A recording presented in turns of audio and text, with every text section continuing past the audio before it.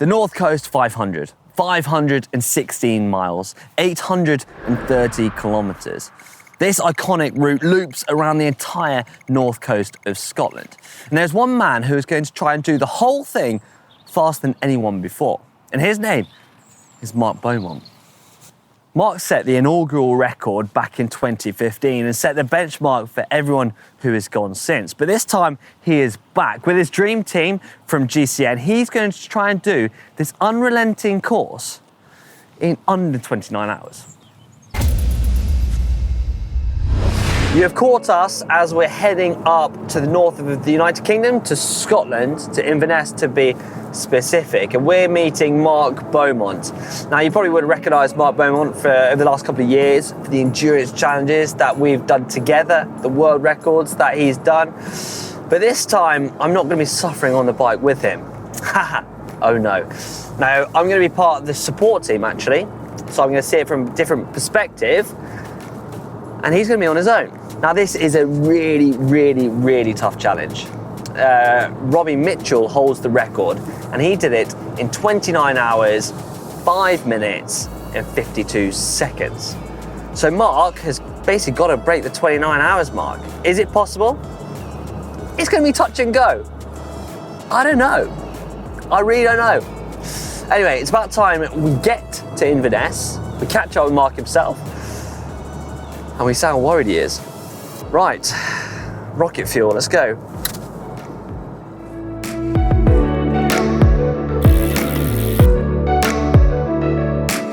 We've got Inverness Castle at the background, which marks the start of the North Coast 500. Now, the atmosphere is kind of building. We've got the team ready. It's early in the morning. We've got about 15 minutes till go time. Mark's in there getting ready, getting changed into his no-pins flow skin suit. And I'm super excited. I'm genuinely excited to see a different perspective, to be a part of the support team. And now we just got to get going and hope he can break this record.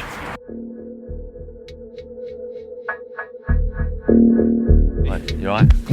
You sure? Let's do this. Big ride. Yeah, man, you're gonna smash it. Right, here we go. We're at the Flora MacDonald statue just outside the castle here at Inverness. The start and finish of the North Coast 500. Mark, are you ready? I'm ready. Here, the mechanic's doing a final check on the bike. I'm as ready as I'll ever be. I went to bed at 8:30 last night, so not gonna sleep tonight. I've got an amazing team, got the crew.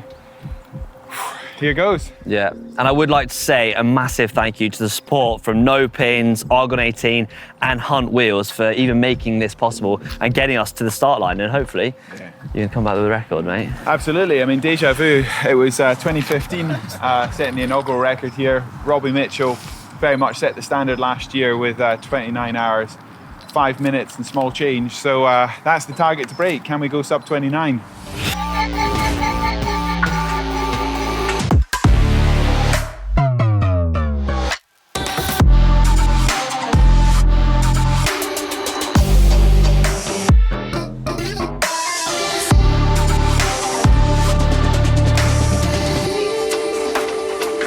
So Mark Beaumont is 26 miles into this 516-mile loop. The sun's just coming up, the wind is on his back, and he's settling into a nice rhythm. He's averaging about 19 miles per hour, 30 kilometers per hour.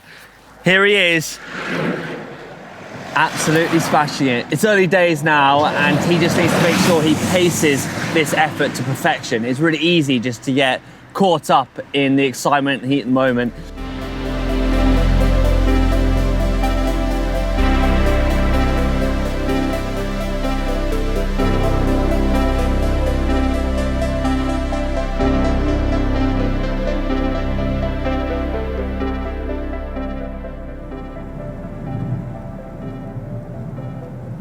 This route is literally littered with incredible views.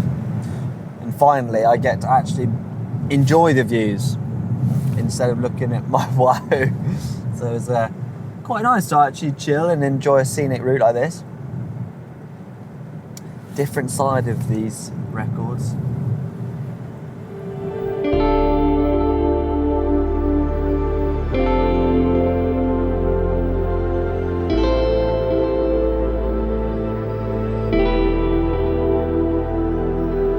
Here he is, still going strong. He's taken a little while just to settle into that rhythm, but he's in his rhythm, he's looking good, he's focused. Here's support team number 1. That's got the mechanic in, and then performance team. So Nikki, Alice, Peter, and Ian. And then here is filming crew.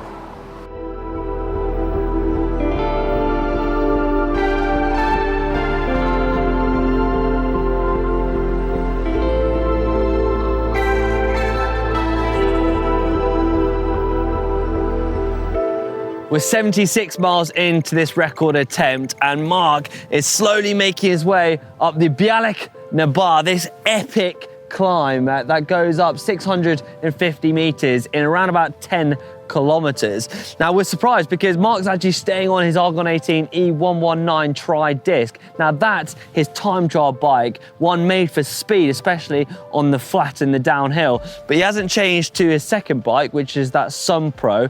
Now that is the lightweight bike and probably best for climbing, but we actually think he's going to save time by staying on that Low Pro, that aerodynamic time trial bike.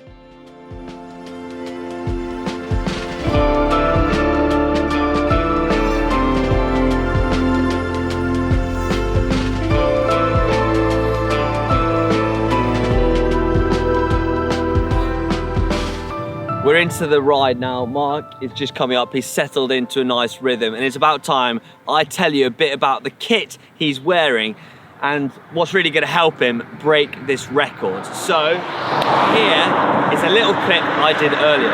Oh yeah, don't forget, I've got a full in-depth look at all the kit, all the bike he's riding on the tech channel. So go check that out.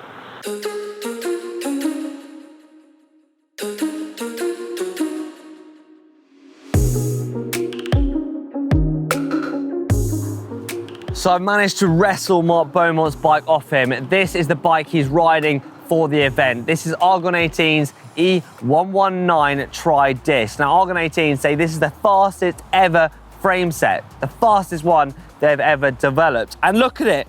I mean, it looked fast standing still, doesn't it? Now, as you can probably see, this bike isn't UCI legal, but that's okay because the record he's going for doesn't actually require it to be, meaning Argon 18 can push the limits of their technological development.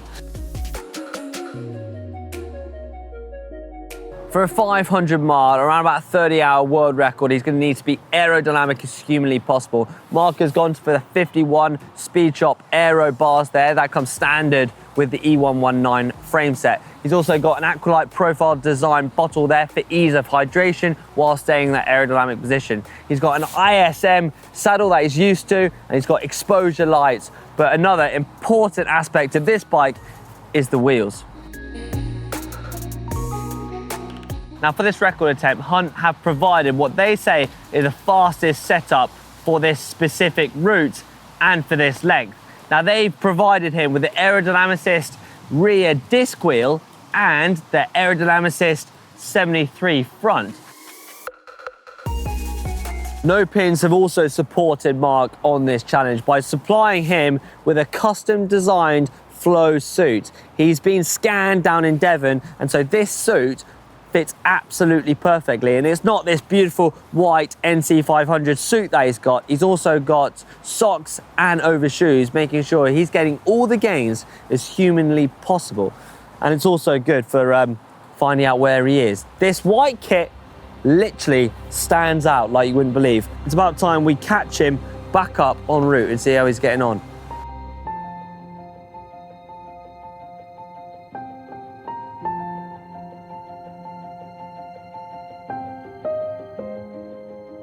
So Mark's just climbed up to the top of the Bialik Nabar, and now we're on the other side of it, and we're just coming to the west coast of Scotland. So we're about to hit the coastal roads, which is going to be absolutely insane because already, I mean, look at this scenery. This is proper dramatic Scottish scenery.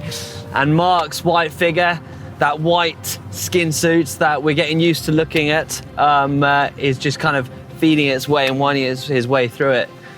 But I've got to say, this is proper breathtaking scenery.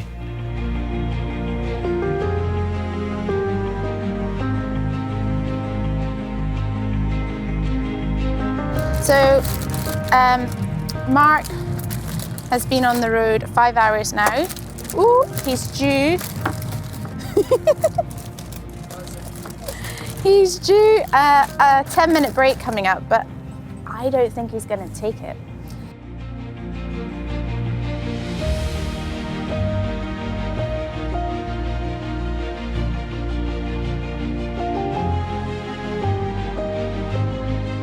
Mark, you're 17 minutes out from your break. Okay, we certainly don't need 10 minutes. No. I'll take a pee stop. Can they wipe down the bike so it's got glucose all over it? And then we'll crack on. 5 minutes? Yeah, well, as short as we can make it. Okay. Cheers, buddy.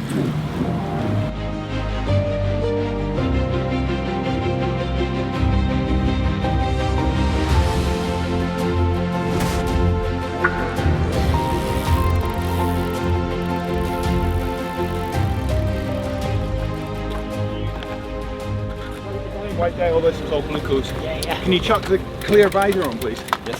Clear visor. As my team busied themselves around me, sorting out the bike, putting new drinks on, wiping all the glucose that had splashed over the handlebars, checking the tire pressure, checking the chain was waxed, and there was some holiday makers there in the lay-by, I think slightly bemused by this race that had suddenly descended on them, and me standing there in the midst, trying awkwardly to go for a pee and struggling to do so. But that's the honest truth within a record like this. It's the small things that you don't think about, and I was desperate to get back on the bike as soon as possible.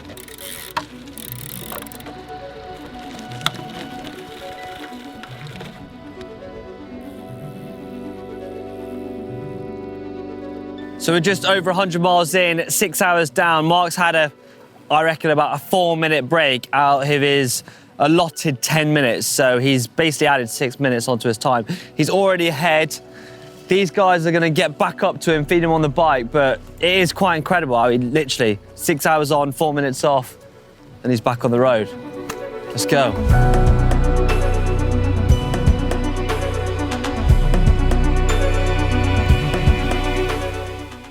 The weather's kind of come in, it's got cloudy, it's clouded over. Sitting at good speed, we fed Mark a wrap. At the moment, we're all looking pretty dandy.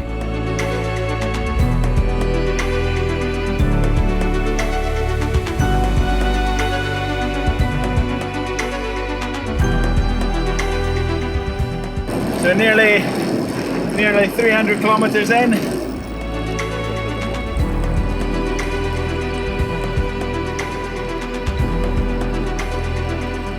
It's kind of how I expected. I thought it would be tough. But managing to keep a good average speed so far.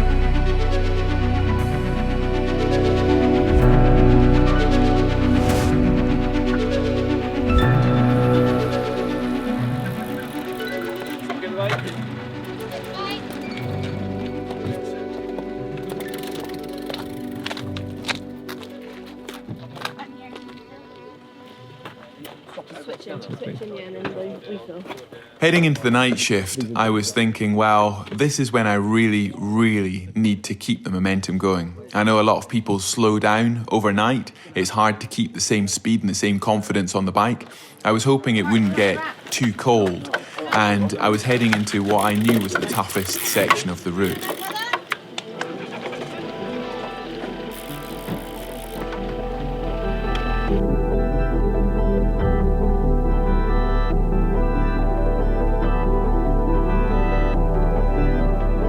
So we are past the 12-hour mark.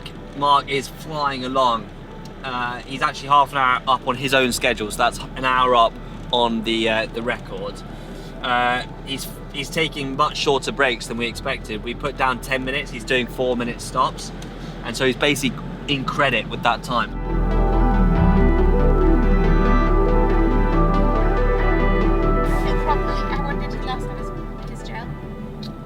So basically what we're doing is we're trying to feed him as much as possible, because when it gets to 12 hours and you've been riding for that long, you don't really want to think about how much you've had, if you're hungry or not. You basically would just want to be given food when you need it, and this has all been programmed in as Alice is reading off the screen. So we're basically trying to follow that schedule to keep him energy fueled basically throughout. So his last jet was an hour ago.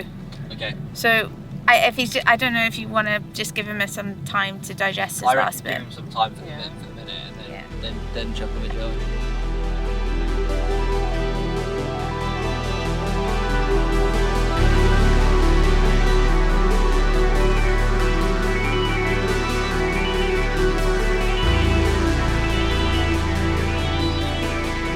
Right, we are 250 miles into the 516 mile loop.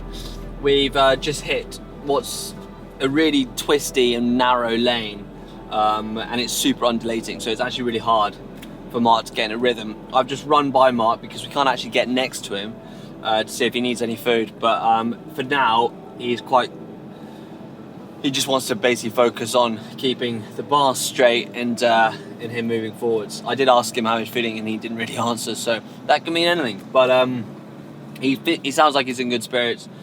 He's halfway through and he's up on the time. So yeah, it sounds like we're doing a good job, but there's still 250 miles to go, so anything can happen.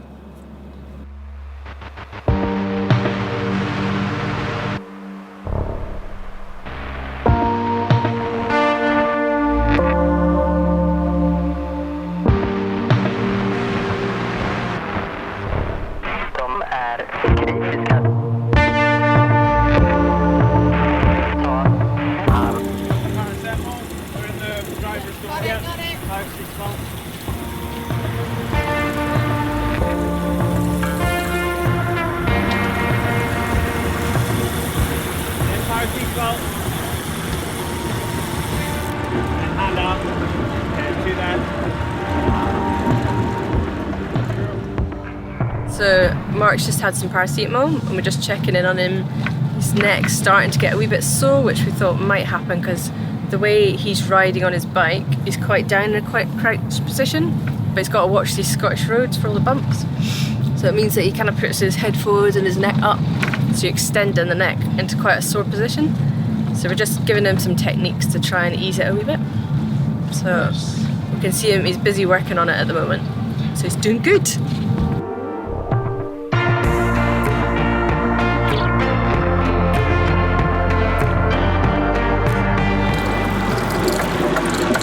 Lights blinking. Okay. Have you got another big one? Yeah, we got another big one. We'll swap it when we get to the next stop, yeah? No, it's blinking. It'll die in the next 10 minutes. Okay. Did you get that down in you? Yeah, I'll get it top next. You sure? Yeah, we're just trying to find somewhere to stop where he's not going too fast. Nah, keep going, mate. Which side?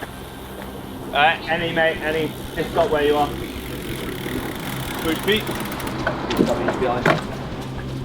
Okay. Quick. Is he not here?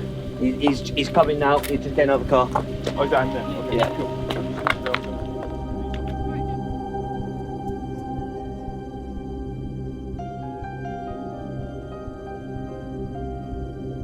What was plaguing on my mind all the way through was I knew that the record was pretty fast in the first half, so that I might not be up on the record so far, but I had to ride consistently to be able to take the record and hold my speed.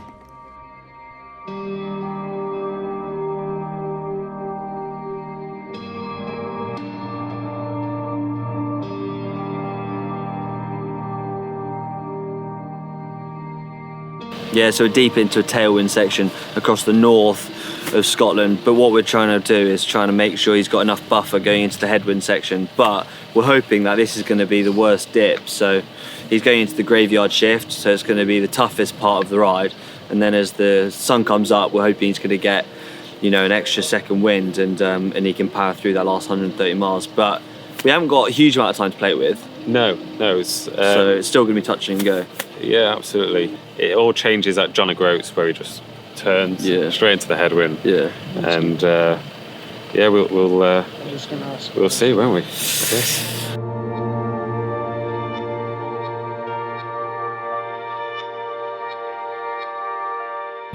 So it's 3:45.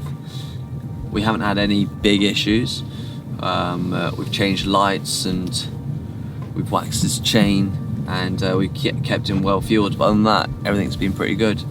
So I'm just hoping that this last 150 miles isn't going to be riddled with incidents. So fingers crossed, touch wood, that it's going to keep on going as planned.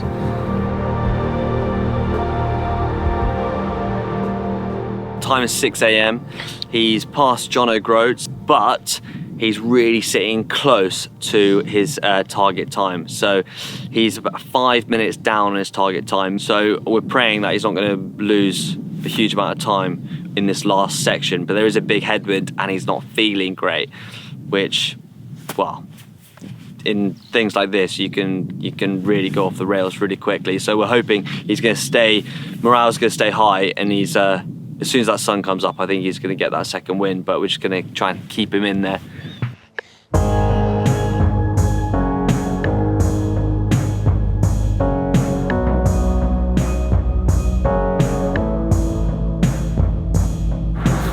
Mark, you got a scheduled break in 20 minutes. Would you like to take it? Yeah. And then we're going to get you a wrap in 5-10 minutes. Oh, okay.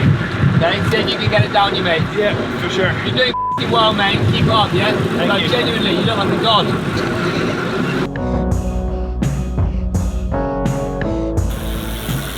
Let's get that aero helmet. Can we get that gilet off as well, mate? Thankfully, it hadn't got too cold in the night. It had only dropped by 4 or 5 degrees. I had put my gilet on, and as the dawn broke and you're in that coldest hour of the day, I really wanted to keep snug, keep warm.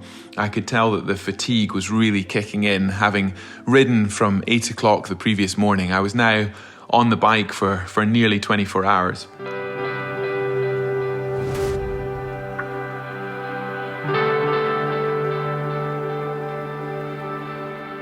It's good to be in the final 4 or 5 hours. Pretty tough, right on the edge.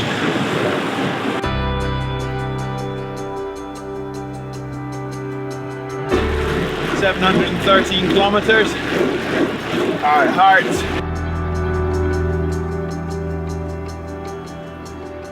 10 a.m.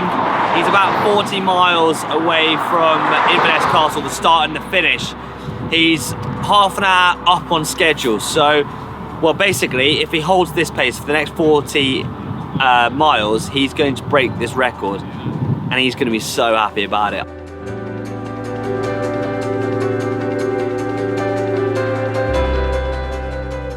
It's the last bit. It's the last bit. 500 miles covered, just 10 to go.